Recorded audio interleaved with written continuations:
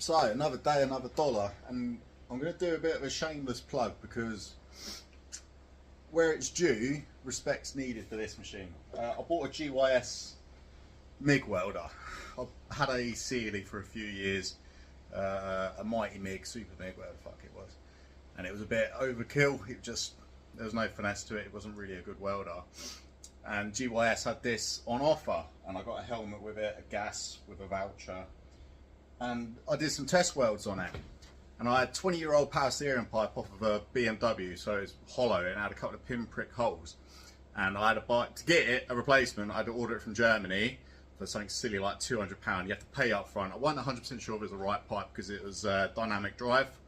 Anybody that's worked on 6 series dynamic drive, you know how much of a pain in the arse they are. So rather than take the gamble of buying the wrong pipe, I knew I needed a new welder anyway because it was so old it wasn't even Eurolance.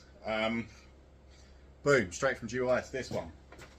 And I turned the voltage all the way down, expecting to melt this pinprick hole in this power steering pipe and melt the whole thing.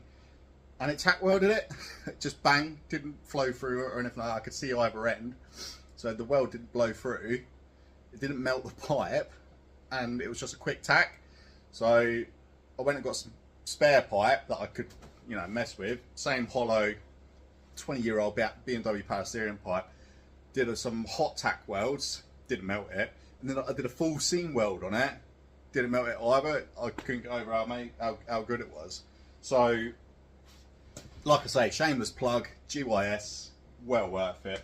And I've got this really cushy widescreen helmet with TIG and MIG capabilities on the shade as part of the kit, and I've been squinting, to be honest, rather than using a mask for years, so really chuffed with that.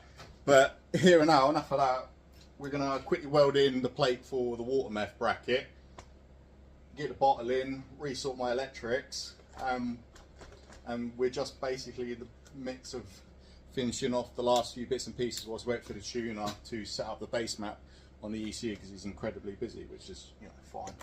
The good ones usually are.